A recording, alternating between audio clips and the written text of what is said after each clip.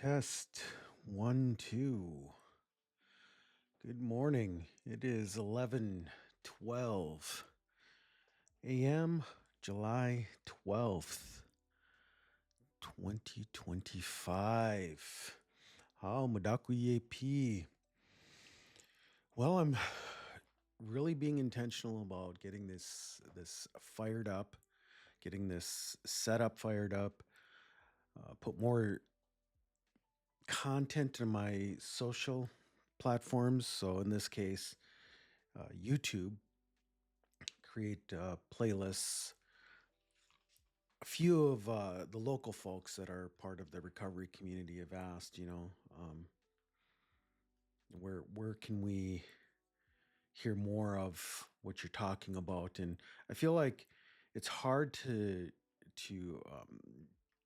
coordinate schedules, and so the best thing for me to do is to put content out there, out on YouTube, so they can watch it, so our relatives can watch it when it's okay for them. So I thought I wanted to no, I want to share with you some continued places that I think that you can find some good things. And one of them is a gentleman. I'm just going to start sharing my screen, so stand by. Um, One of them's his name is, I've shared it before, Richard Rohr. I really believe that he's on to something here. And so as you can see on my screen, this gentleman, he's got a lot of good content. He talks about things in such a way and how I talk to those that are trying to get sober, because here's the thing, not everybody's going to land on um an understanding of God the way that I do and others do. So us trying to put them into these boxes doesn't work. Me trying to put them into these boxes doesn't work. Specific boxes of denominationalism, American Christianity, whatever. And so the best thing that I can do as one of the chaplains at Heartview Foundation, for those of you that aren't familiar, Heartview Foundation is a local treatment recovery program here in alcohol and drugs here in Bismarck, North Dakota. They have facilities in Dickinson and Candu. And so when I'm sharing there in that space, I tell the clients all the time, one of the things that I need to do, if I'm doing my job well, one of the things that I need to do is be a chaplain to everyone, not just people that grew up with familiarity of Christianity and things Christian, whatever the flavor. Uh, Orthodox, Catholic, Lutheran, and then the explosion of Protestantism that happened after that. Um, I need to come in such a way that is respectful to all that are there seeking help. And so when I listen to Richard Rohr, I hear an accessible point. I hear from him a spirit that is that is can be very beneficial to any of you that are trying to get sober. You're trying to get another day, you're really serious about this. You know that if continued use is going to end up in you making the journey, you'll end up dead. And so when I'm looking for content for you guys, when I'm looking for things where you can take into consideration what these individuals are saying and apply it, to take it or leave it, like our Al-Anon relatives say, take it or leave it, take what you like, leave the rest. I think that this guy falls into that accessibility. He's I can't remember what order he falls in. So Father Richard Rohr. Now my Protestant brothers and sisters, mainly of the charismatic Pentecostal, evangelical leaning, possibly even Reformed folks will look at a guy like this and say, "Oh man, don't even listen to him." I'm trying to give you guys things to consider. I'm saying that spirituality is right up there with things that you need to take care of, and do some mental health things. Go to counseling. Go to therapy. Things like that. Incorporate biohacking. This is one of the most important things I believe. we're going to listen to treatment programs and the 12 steps they got from Dr. Bob and Bill Wilson. We should take this into consideration because a lot of those principles, those 12 steps were taken from scripture, from a way of being, from these people that say with their mouths that they are Christ followers, that they are disciples of Jesus Christ, that they believe in him, that they're learners, whatever. This gentleman does a good job. And before I click into any, I just wanted the visual example. I can't remember if I see it, if I see his actual page on here, I'll click into that. I think there it is right there. But I've done this before. I've looked at and taken you on these rides before, and so Center for Action and Contemplation. He has a book called Breathing Underwater. I highly recommend that. But if you have enough to buy the drink or the drug, get the bump, whatever it is. If you're going to spend any money on something, spend money on this book. Another one is called Spiritual Transformation by an Orthodox priest. And then, as you saw in quick passing, another gentleman on there by the name of Tommy Rosen. I believe he's got a Jewish background, but he would consider himself just spiritual. These are good resources for you to get plugged into and be aware of. So I I think that if you do this and you take 100% responsibility for where you're at right now and for your sobriety, and then you take resources like the money that you've earned at the job you're at, you're excited about it, you want to share with people, man, this is the longest I've held a job, and this I got 1 month more than I got last time. I'm really encouraged and optimistic. Guys like this will not dog on you. They won't say things like, "Well, you have a demon." What? Have you not read Paul? Have you not? Well, have you not read Paul? Dude, chill out, man. You got this extra energy and this bouginess and this brand newness that just is oozing off you, dude or dudette. We've got to quit with this. I mean, um, I I just know that we've got to quit. And so when I talk to people in recovery programs or in this community, I'll say, the Al-Anons are right. You got to do what you like, or take what you like and leave the rest. In that place, I see the energy of what Paul says. One man sees one day as holy, another man sees all days as holy. These two should not look down upon one another. And Dr. Charles Eastman wrote 19 books. That's either an Indian boyhood or the soul of the Indian. But he says that a Dakota's relationship was was Wakan, sacred, and it was disrespectful for another Dakota to look down upon the relationship that they had with the Creator. I think all of those three are overlapping. There's an intersectionality that communicates this point. You and I should not be judging one another when it comes to our sobriety. The Creator has created us so uniquely, just like everyone else, that He's going to talk to us. I don't talk the same way to my oldest son that I did with my youngest son. I don't talk the same way that I do with my oldest grandson than with my youngest grandson and my oldest granddaughter. You get the picture. The relationships are unique, and so I keep that in mind as I relate with them, as I talk and have fun with them and go on adventures and all that. And so that's what I'm saying for all of you, is that we need to recapture this way of being.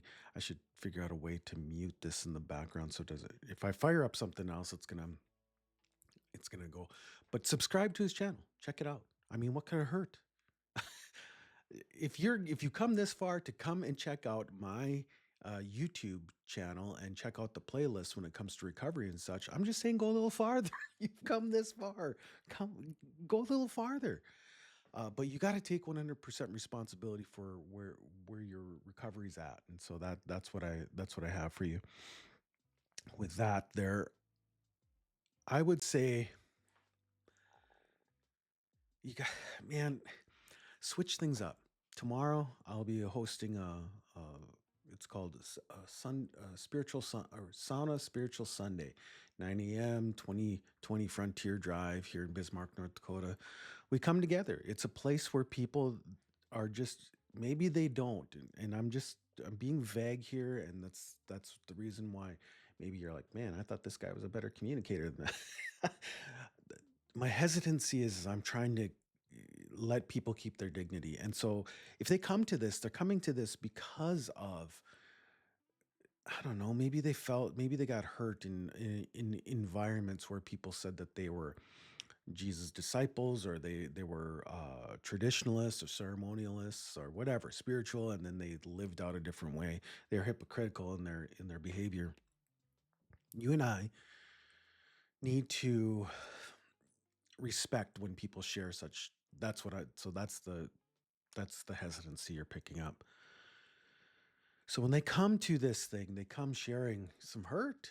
I went into this environment and this person said I can't show up. I can't show up to this sweat lodge or this inipi. So I stopped going. Or I went to this church and they said this about me. Or I went to this Bible study or this fellowship group or this support group and they said this, and I walked away from it all. Whatever the reason, I've told them to come to this space Sunday mornings, 9 a.m. at Nordic Sauna. It's at the business is Nordic Sauna Co. The big mobile unit is parked there, wood burning stove, and we hold ceremony. It's an environment that is conducive, and this is what other people tell me, it's conducive to a spiritual experience. I don't know how the creator's if he's gonna even reach out to them in that moment, but people keep coming back.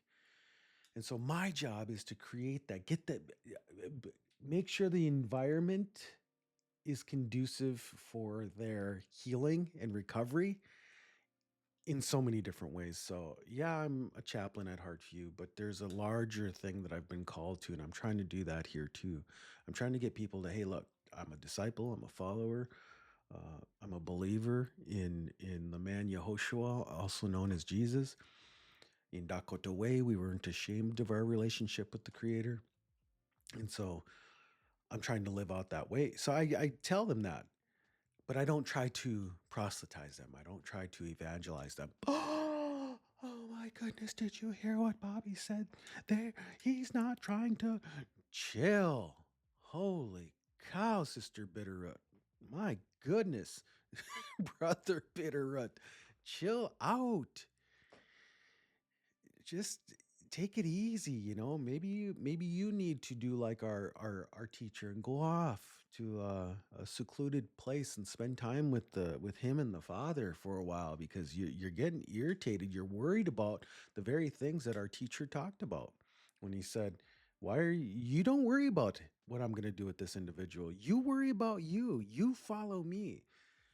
All this energy of judging one another and programs and all of it, that's got to go away. And so one of the things that I share in this place on Sunday mornings is that, hey, look, there's no judgment here. Every one of us comes from different backgrounds. There are people in this circle, there are people that are coming here Sunday mornings, and they have a Catholic background. Some of them want nothing to do with the church, and they're ceremonialists. They're traditionals.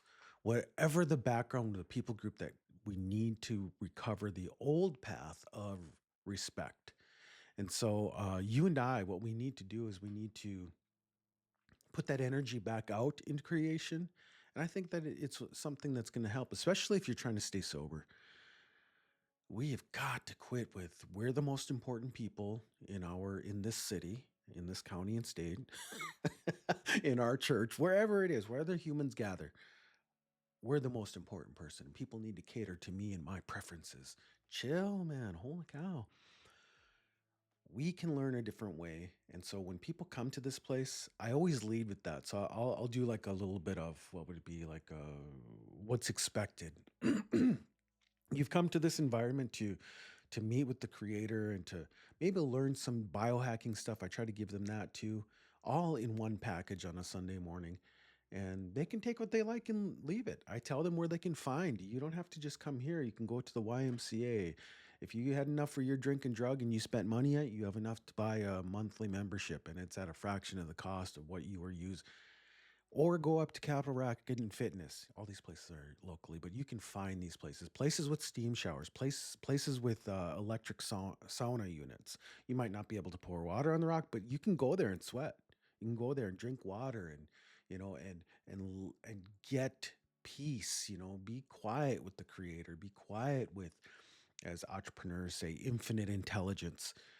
They try not to, for the ones that are just like, I'm not into that religion stuff. They're calling this thing, this sacred being, infinite intelligence. They're not just going to nail down, but however it lands, and you come to these spaces, and if you come to a Sunday morning thing and it's not your thing, then go to the Y. Go to what's the place up here? Capital Racket and Fitness. I know that Northeast. You know what? Let's travel there together. Let's see. Google. I'm gonna do Northeast. Yeah, right when I hit my 50th winter, I really needed glasses, reading glasses. Northeast, northeast, northeast, northeast. Wellness. No, I'm just gonna put in Bismarck, see what happens. Northeast Wellness. Yes, so it's down downtown Bismarck. So you're right there. Awesome. So you can see it. It's this building right here. You can buy your own little kind of space and time, your time slot, and you can go sit in their infrared sauna, chill out, bougie, brand new sauna enthusiast. I retract that. Putting those two words together wasn't good. Infrared, infrared box, easy bake oven, as some natives call it. um, infrared hot box, heat therapy. But in addition to that, you get a cold plunge. You come out of there, you're feeling good, and then you go into a cold plunge. And these are known as biohacks by people that can afford it. So you can go here, check it out. Oh, what's another place? A hot shower. I asked AI one time about have a look at all of the things, all the information you have access to, and take into consideration all the human interaction you've had. Explain to me, or wait, no, yeah, offer to me a poor man's biohacking. And it just went down. Talked about breath work, talked about places like this. The Capital Racket and Fitness is I think only from about $7 for a day pass. But anyways, this is free. The unit that I'm talking to you about, that's free. So if you can't afford free because maybe you don't have a ride, I don't know, then there are other places you can go. But the reality is I wouldn't be a good relative if I didn't tell you that the answers are out there. In the same way that you had the drink and the drug, and you found creative ways to get that drink and drug. You found a way to use. Take that take that part of being a little creator, because scripture says that you and I we as humans were created in his image. So we have this within us, this creativity. Take that now, use it as a way of being to get you to live and be different. So biohacking, as you can see it's right here. I'm gonna, I might have to record this, but I'm just gonna keep pushing through. So hopefully this will just stay maybe about a half hour. I think we're at the almost 19-minute mark. But a place like this, Bobby, what does Capital Racket and Fitness? I'm glad you asked. Let's go there. Uh, Capital Capital Racket. How do you spell racket? Right there. So this is where it's at. Let's look at it on a map. Google Maps. To Google Maps. Nobody took pictures of this place? My goodness. Or maybe there are pictures. Oh, there is, right here. Okay, so this is what the outside of the building looks like. As you can see, what else is in this area is there's a church over here called New Song, Northwest Tire. So it's basically there's over yonder way is in this general area over here is a place called Boot Barn and Family Fair. And then over there is Menard, so you get the picture. But the answers are out there. The medicine is out there. There is really no reason why we shouldn't be we we we can't achieve 6 months sobriety. What, Bobby? I mean, most inpatient programs are 28 days, right? For some of us, we don't even know. Maybe we don't even know what 2 years sobriety looks like. But the power is already within you, and I know that this is going to bother my relatives that are fellow disciples. Maybe they go outrightly and call themselves Christians, but I know that this is going to bother them. But the power is in you. Every person that Christ healed, he said, Yehoshua said, your faith made you well. The woman with the issue of blood, she just touched just the hem of his garment. And he said, I think it's daughter, your faith is made you well. He told that to people. So there's something within us already. I think it's faith, man. When we believe that sobriety is possible, we take the the faith that we had in the drink or drug and we now apply it to this new way of being, this path that he's called us to. You're gonna get 3 years. What? 3 years? Come on. I believe it. I believe you're gonna get 3 years. You'll see 3 years sobriety. I don't know how it's gonna look. It's not gonna be easy. I got yesterday. I got another day.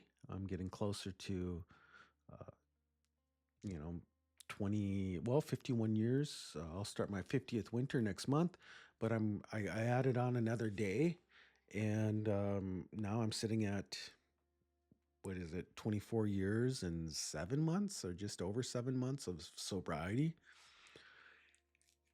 And it wasn't easy. There were trials and tribulations, life storms came, and you know, there were joys, there were hurts and hangups, there were, times when I felt indifferent and I was depressed and whatever. It wasn't easy, but I kept moving forward. The things I did in the beginning, I don't do now. There's some things that I continued to carry with me along the way, and I still do to today. Um, I might not read scripture like the Bible is open to me, but I listen to it. And I got that from a rabbi on YouTube. He said, how did he teach it? He goes, most Jews know that there's the reading the Torah is good, but the word of God was in its very first essence. I forgot how he put that. Very first essence, it was to be heard. I'm like, oh man, that's right. They're a tribal culture, and they pass things on. Not everybody had a scroll that they could pull out. They had to pass it on. So the mothers and the grandmothers taught the children, kind of like in Dakota Lakota way. In Ocheti Shakui, the seven council fires, the women are the first from 0 to 7. They're the ones that are teaching the child about the relationship with the Creator. And I'm getting all this from a book. It's way over across the way, but uh, The Dakota Way of Life by Elakara Deloria. You talk to most natives in this area, they're going to say they're going to respect her energy. She's an ethnographer from the Santee people, but lived down around the Fort Yates area and studied those relatives down there. And I'm telling you what, there's an energy there and a thing that she is taught about the people that needs to be recovered, and so she says that from 0 to 7 is when the women taught the children, and so we need to just take into consideration that I forgot where I was going with that. If it comes back, and this is the energy. If you were in any of my talks, you'd probably not like it, but whatever. this I'm ever since my son made the journey. Last this past May was 1 year, and now 1 year and 2 months. This July 18th, so next Friday, 1 year and 2 months since my son made the journey, died of a fentanyl overdose. I don't care what people think of me. If you got an issue with me, come talk to me, and I'll gladly ignore you, unless I did something wrong and it needs to be apologized for. Then I'll change. But if it's just because I'm going to make you feel better about your preferences and how you see the world, no, no, thank you. I'm not about that energy. So I say it even in when I'm doing lectures or doing talks. I'll say, "Look, I'm not everybody's cup of tea, and I get that." And so I try to incorporate a lot of things: social sciences, uh, religion, native. You think you anthropology. Whatever, academia. You think about. I'll try to give that all to you so you guys have what I've come to learn. And I've got 24 years of sobriety working on 7 months, completing 7 months, 24 years, 7 months. This is what I've seen. This has been my experience, strength, and hope. And so I try to share that in those environments. Not It's not for everyone. And how do I know that? Because their listening is not attending. And so what does that mean? And I'll tell them, hold on, I'm just looking at the time, 5 minutes. So I'll tell them, those that are part of these treatment programs, I'll say, back when I was a training coordinator for the Transportation Security Administration here in North Dakota, I was the training coordinator for TSA North Dakota. Um, we were taught as training coordinators and who had a training program. I had a lead instructor and I had instructors below that, but they were, and then people that helped with on the job training. They would teach us that to watch people's, especially with adult learners, their behavior communicated if their attention was attending or not. And so, case in point, and I act this out in my this is what extra brand new, and I'm not listening to you because you're not my favorite type of people energy.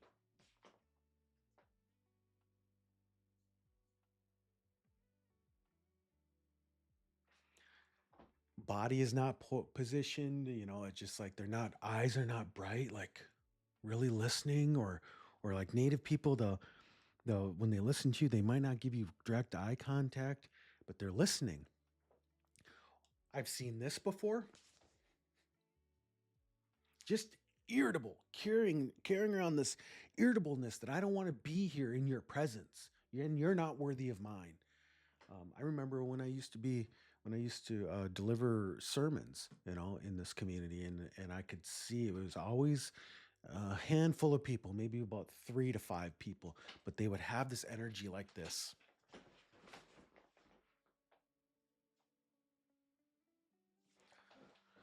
Holy cow, we're all gathered here to try to learn a different way of being, and you have that energy.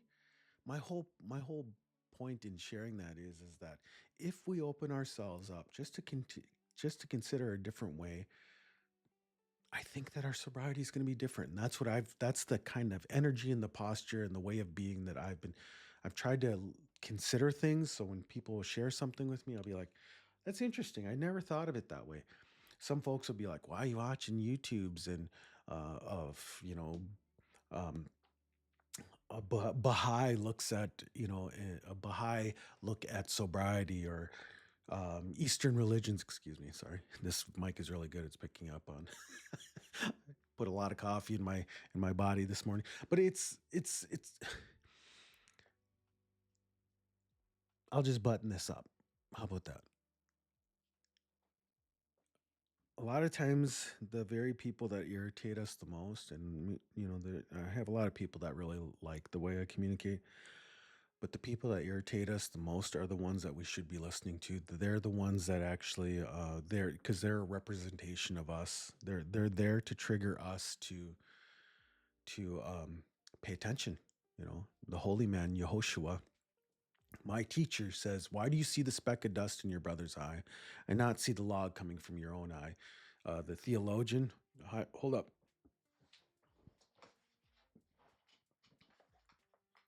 the theologian. No, he wasn't a theologian. The writer C.S. Lewis. He said, and I think it's in his chapter in Mere Christianity. It's about pride, and he says, oftentimes when the thing that we despise in another human being is the thing we struggle with. I can't stand, he's a bad communicator or whatever. For whatever reason that the resistance is there, we need to pay attention. The Stoics talk about resistance is the way. So when you're like, there's something there, there's a pay attention to that. And so that's what I'm saying.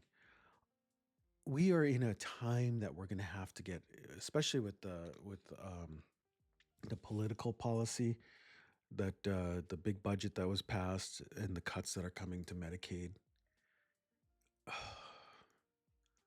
We're going to need one another, and we're going to need to get really, really creative. And so I'm out here and I'm trying to get with other folks that are doing the same thing. And so I hope this finds you well. I hope that you will listen to our Al Anon relatives and live out the energy of take what you like and leave the rest. So I hope that this uh, finds you well, and I hope that you're going to go into the rest of the day with a different energy. I thank you, and yeah, we'll see you guys. We'll see you guys later. Later.